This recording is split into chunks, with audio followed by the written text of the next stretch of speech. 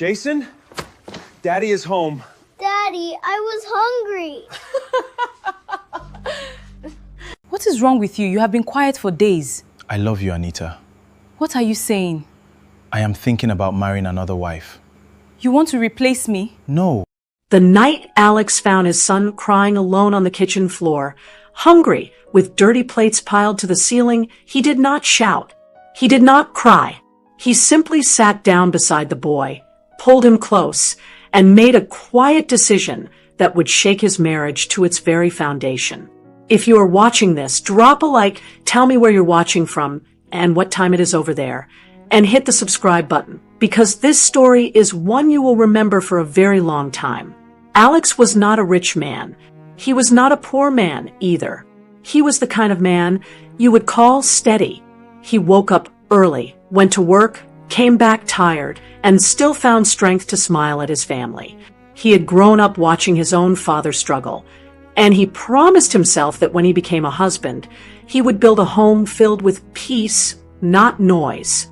Anita was different from every woman he had known. She had a laugh that made strangers turn their heads. She had a way of making a small room feel warm just by walking into it. When Alex first saw her at his cousin's wedding, he could not take his eyes off her. She wore a simple blue dress, nothing flashy, but something about the way she carried herself told him she was a woman who knew her worth. They dated for 2 years before he married her. It was not a big wedding. They did not have much money, but they had love. And back then, love was enough. Anita moved into his small apartment on the edge of town, and together they built something beautiful from nothing. A year later, Jason was born. Jason had his father's calm eyes and his mother's stubborn chin. When he cried, the whole house seemed to hold its breath until Anita picked him up. In those early days, Anita was the kind of mother people wrote songs about. She sang to Jason every night. She made his food with her own hands, mashing sweet potatoes with a fork because she said the blender changed the taste. She would stay awake with him when he had fever, humming old songs her own mother used to sing to her. Alex worked hard during those years. He took extra shifts. He skipped lunch some days just so he could bring home a little more money. But he never complained, because every evening when he walked through that door, Anita would be there, Jason in her arms, dinner on the stove, and the whole house would smell like home. They were not rich, but they were happy, and in that small apartment, happiness felt like more than enough. Sometimes, on quiet Sunday mornings, Alex would watch Anita hum to herself while she plaited Jason's little curls, and he would think to himself that he was the luckiest man in that whole town. He never told her enough how much he admired her. He assumed she already knew. He assumed a happy home spoke for itself, that love did not need to be repeated out loud every single day to remain true. It was a mistake many husbands make, believing that peace, once built, stays standing on its own without anyone tending to it. Anita, for her part, loved being a mother, but somewhere quietly inside her, a small voice had begun to whisper questions she never said aloud. She had given up a small tailoring apprenticeship when she got pregnant with Jason, a dream she once held tightly before marriage rearranged her priorities. She did not regret her son, not for 1 second, but sometimes watching other women her age post about businesses and achievements, a strange heaviness settled in her chest. She wondered what her own name would look like outside of Alex's wife and Jason's mother. She never spoke this feeling out loud, not even to Alex, because she did not know how to explain a longing she herself did not fully understand. Then one afternoon, a woman named Patience knocked on their door. Patience was Anita's old classmate from secondary school, the kind of friend who always seemed to know something you didn't. She came with a bright smile and an invitation.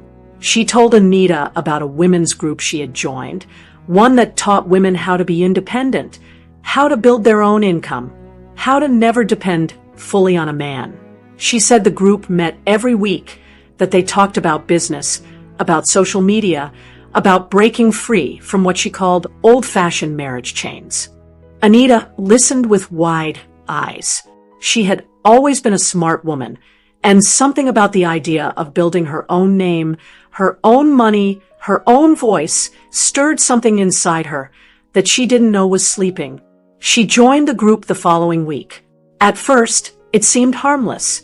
Anita would come home from meetings excited, talking about business ideas, about women who had built empires from their phones. Alex listened and even encouraged her. He wanted his wife to grow. He wanted her to shine. He had no idea that this small seed would grow into something that nearly tore his family apart. At the second meeting, one of the older women in the group, a woman named Bella who wore expensive wigs and spoke with the confidence of someone who had reinvented her whole life, stood in front of the room and said something that lodged itself deep inside Anita's mind. She said, "A woman who depends fully on a man is one heartbreak away from losing everything." The room erupted in applause. Anita clapped too, though something about the statement felt both true and dangerous at the same time, like medicine that could heal or poison depending on the dose. Weeks turned into months. Anita began spending more time on her phone. She started making videos, dancing in the living room, recording herself cooking, recording herself doing nothing at all, just smiling at the camera and talking about her day. The videos grew more frequent. The captions grew bolder. She began posting things like, "A woman does not need a man to be happy," and "My peace, my rules," even though nothing in her marriage suggested she wasn't happy. Alex noticed the change first in small things. Dinner was no longer ready when he came home. The house, once spotless, began collecting dust in corners it never used to. Jason's clothes sat unwashed in a basket for days. But he told himself it was just a phase. He told himself his wife deserved space to explore herself. But the phase did not end. It grew. Anita began attending the women's meetings twice a week, then 3 times. She would come home late, phone glued to her hand, scrolling through comments, replying to strangers who called her queen and boss lady in her comment section. Meanwhile, at home, her own son called her name, and she barely looked up. One evening, Alex came home from work to find Jason sitting alone in front of the television, tears streaming down his small face, his stomach growling so loud Alex could hear it from the doorway. Anita was in the bedroom, phone propped against a stack of books, recording a video about self-love with soft music playing in the background. Alex stood in the doorway and watched his wife smile at a camera while their son cried from hunger in the next room. He did not say a word. He walked past her, picked up his son, warmed the leftover food himself, fed him, bathed him, and put him to bed. When he came out of the room, Anita was still recording. This became the pattern of their life. Alex would return from work, and instead of resting, he would cook, wash Jason, wash plates, sweep the floor, and prepare for the next day, all while Anita sat in another room building an image for people who did not know her, did not love her, and would never carry the weight she was leaving behind for her husband to carry alone. There was a day Alex's younger sister, Comfort, came to visit and found Jason's school uniform still unwashed the night before resumption. Comfort did not say much, but the look on her face said everything. She quietly washed the uniform herself, ironed it, and left before Anita even returned from a meeting. She never told Alex what she had done, but she never fully trusted Anita with Jason unsupervised again, and something in the family's rhythm shifted after that, a quiet distance that nobody spoke about, but everybody felt. Friends began to notice. Neighbors began to whisper. Alex's own mother called him one evening and asked why Anita's videos showed a woman living her best life, while people around town said Alex was the one raising Jason almost single-handedly. Alex defended his wife every time. He told his mother she was going through a phase. He told his friends she would come back to herself. He believed, deep in his heart, that the woman who once sang Jason to sleep every night was still somewhere inside the woman now chasing likes and comments from strangers on a screen. But some nights, after Jason had fallen asleep in his arms because his mother was too busy filming a video titled, "How I Balance Motherhood and Business," Alex would sit on the edge of the bed and feel something break quietly inside his chest. He tried talking to her. He told her gently one night that he missed her, that Jason missed her, that the house missed the woman who used to fill it with warmth. Anita brushed it off. She told him he did not understand growth. She told him he was intimidated by her success. She told him that real men supported their wives instead of trying to hold them back. Alex went quiet after that conversation. He stopped trying to talk. He simply did what needed to be done day after day, night after night, carrying a home on shoulders that grew heavier with every passing week. There were nights he stood in front of the small bathroom mirror, water running so Anita would not hear, and let himself cry the way men are rarely permitted to. He did not cry because he was weak. He cried because he loved a woman who no longer seemed to see him. And there is a particular kind of loneliness that comes from sharing a bed with someone who feels 1,000 miles away. He never told anyone about those nights. He wiped his face, turned off the tap, and walked back into the house wearing the calm mask he had learned to wear so well. His own father, before he passed, used to tell him that a man's greatest strength was patience, that storms in marriage always passed if a man stayed rooted like an old Irako tree. Alex clung to those words like scripture, repeating them to himself on the hardest nights. Even as the roots of his own patience began to strain under weight they were never designed to carry alone. Then came the night Jason cried alone on the kitchen floor. Alex had come home later than usual because of an emergency at work. He walked in to find his son curled up near the kitchen cabinet. Tears dried on his cheeks, his small hands clutching his stomach. Dirty plates were stacked so high in the sink that some had fallen and cracked on the floor. Anita was in the living room, laughing loudly at something on her phone, a ring light glowing beside her, completely unaware that her son had been crying for almost an hour. Alex did not shout. He did not throw anything. He simply lifted his son into his arms, sat on the kitchen floor with him, and let him cry into his shoulder until the tears stopped. That night, after Jason finally fell asleep, Alex sat alone in the dark kitchen for a long time. He thought about his father, who had worked himself into an early grave trying to hold a family together that eventually fell apart anyway. He thought about the promises he made to himself as a boy. He thought about the woman he married, and the woman who now lived in his house like a stranger wearing her face. And for the first time in his marriage, Alex made a decision that terrified him. The next evening, he sat Anita down. His voice was calm, but there was a weight in it she had never heard before.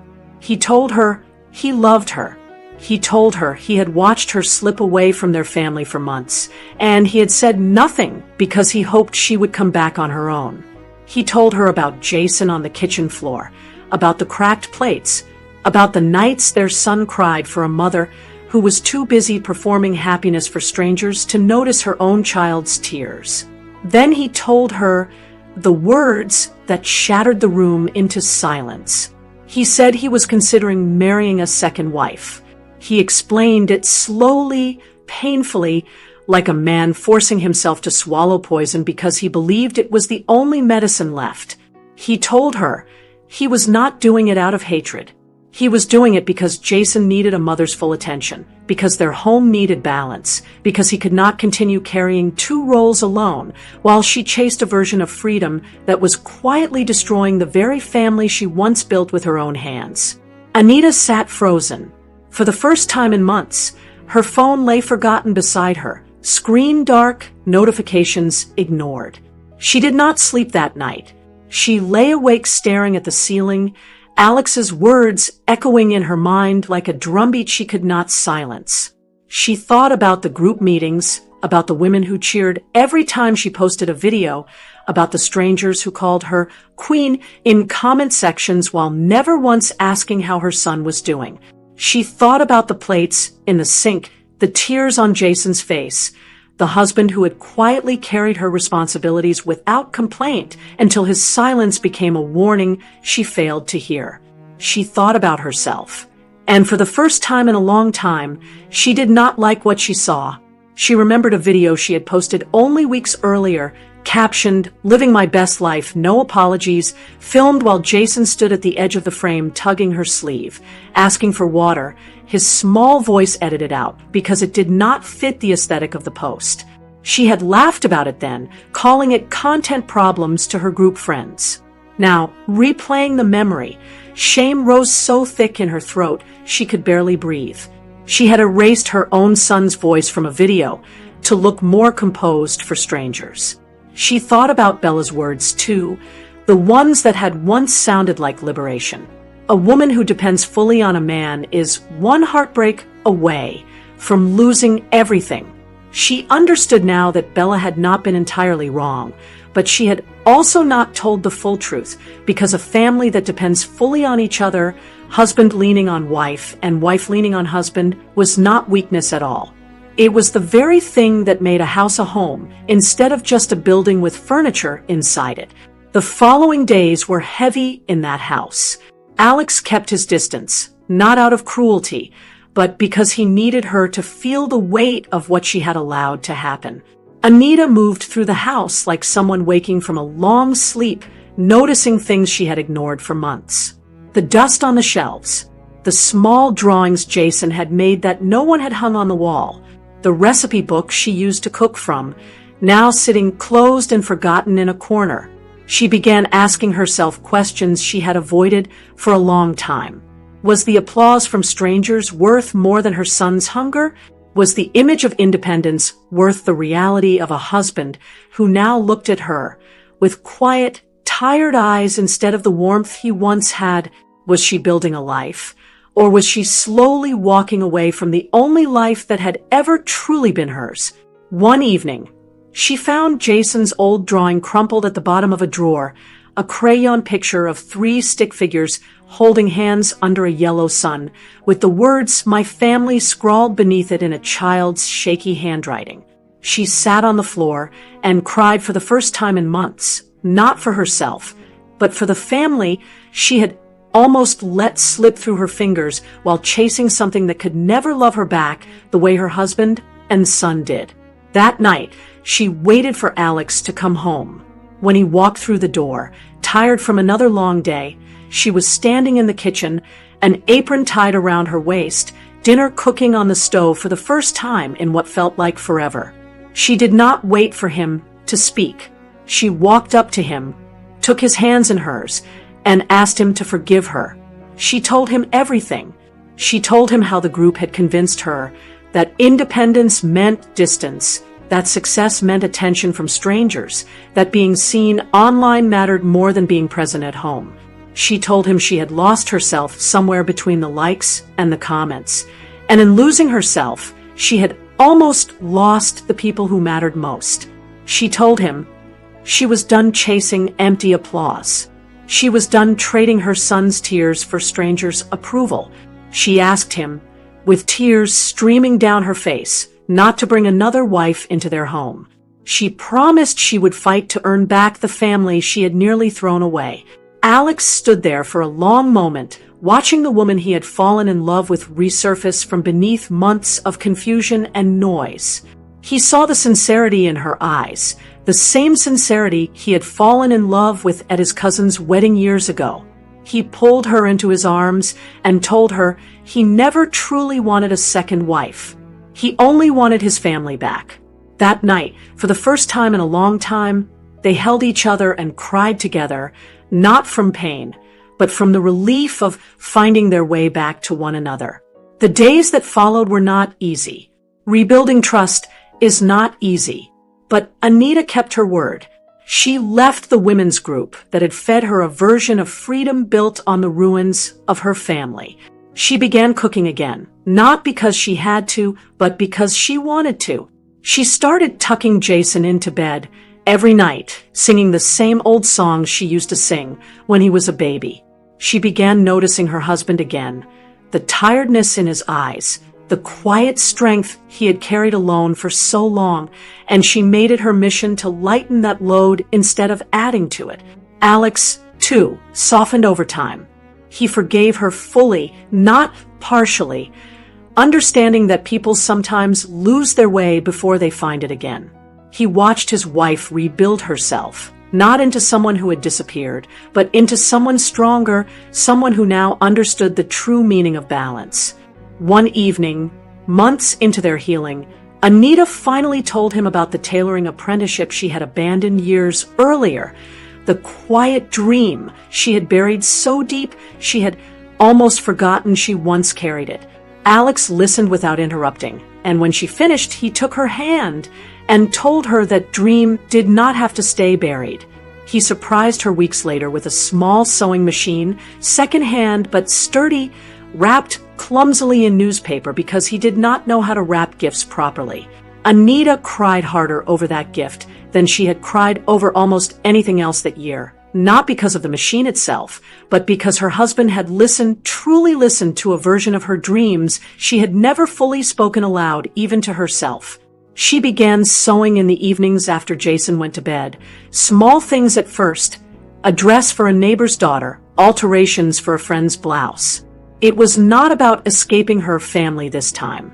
It was about adding another thread to a life that already had strong roots. Alex would sit beside her some nights, watching her work, occasionally teased for holding the fabric wrong when he tried to help, and those small evenings became some of the sweetest moments of their marriage, quieter than the applause of any comment section, but far more lasting.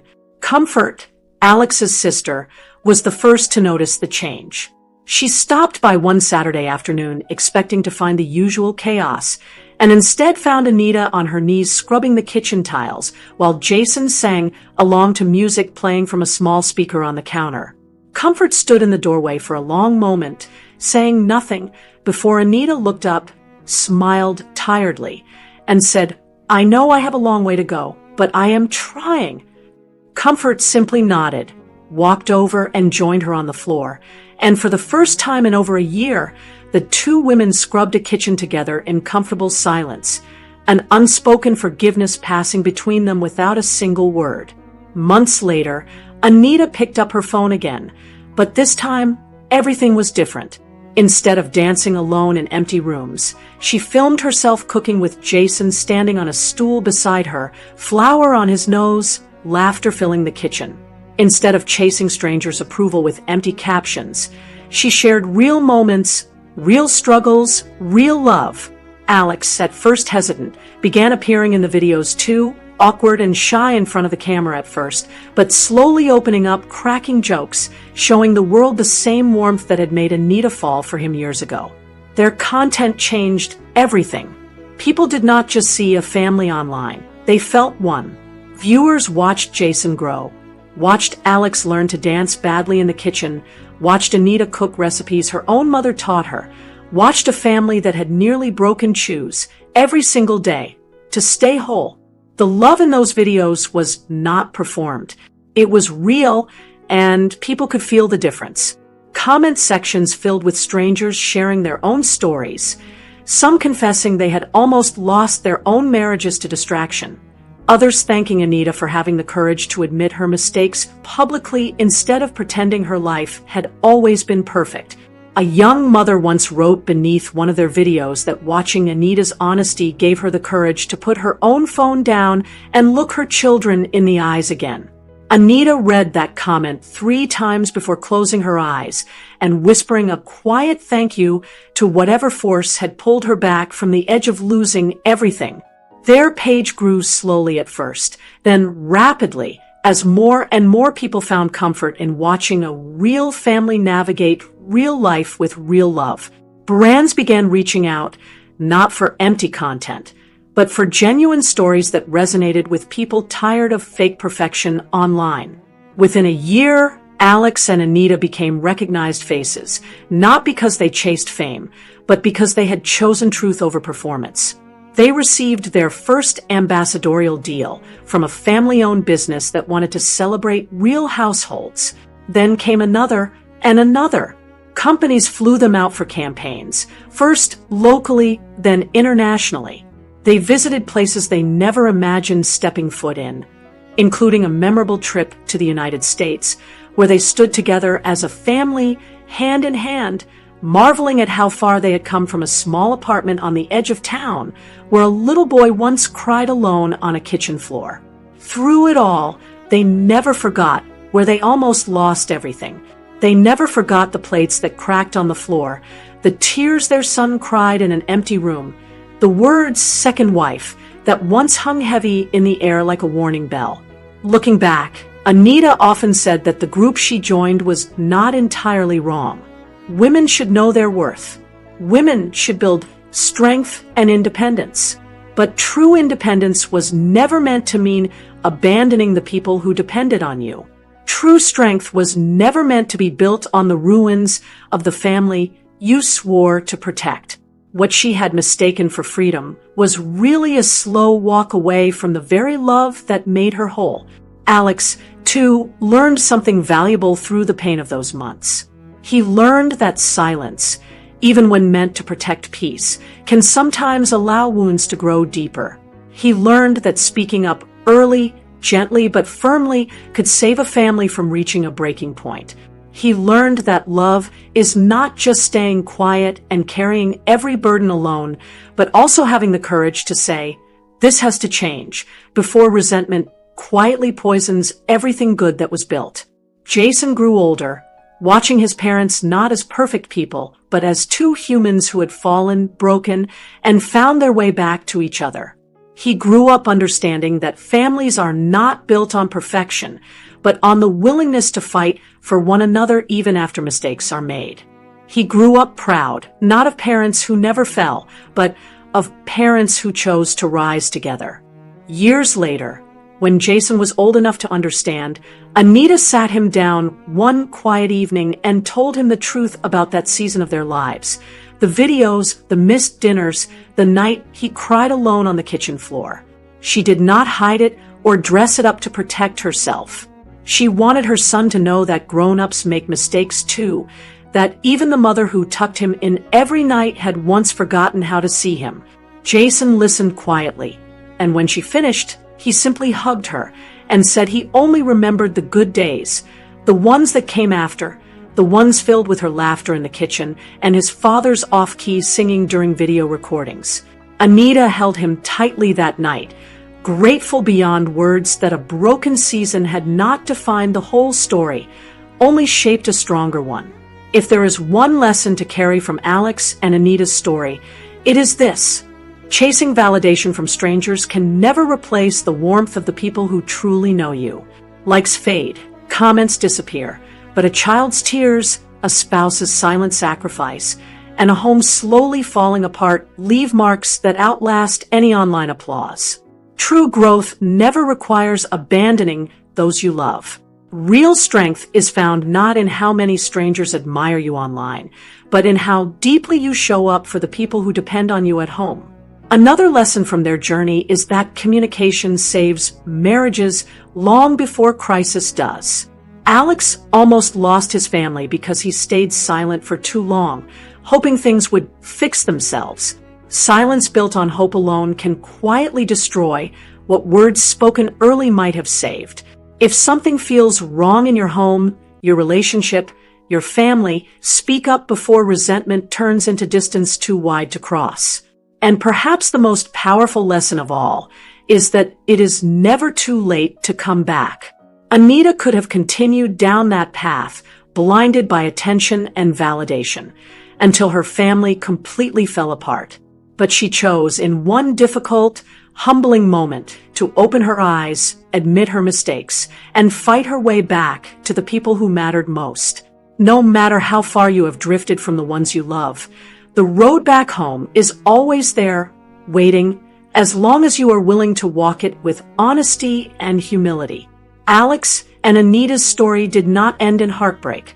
It ended in a home restored, a marriage rebuilt stronger than before, and a family whose love became an inspiration to millions who watched their journey unfold, not because it was perfect, but because it was real. Sometimes late at night, after Jason had long gone to bed and the cameras and lights had been packed away for the day, Alex and Anita would sit together on their small balcony, the same way they used to in the early years before fame, before deals, before travel, back when all they had was each other and a tiny apartment full of dreams. In those quiet moments, Anita would rest her head on his shoulder and thank him softly for not giving up on her, for loving her enough to tell her a hard truth, instead of watching in silence while she drifted away completely. Alex would kiss the top of her head and remind her that he never stopped believing the woman he married was still in there somewhere, waiting to come home. And every single time, without fail, she did. If this story touched your heart, let us know in the comments where you are watching from. And don't forget to like this video, subscribe to the channel, and share it with someone who needs to hear it today. Stories like this remind us that love, patience, and honesty can rebuild even the most broken homes. Thank you for watching till the end, and we will see you in the next story.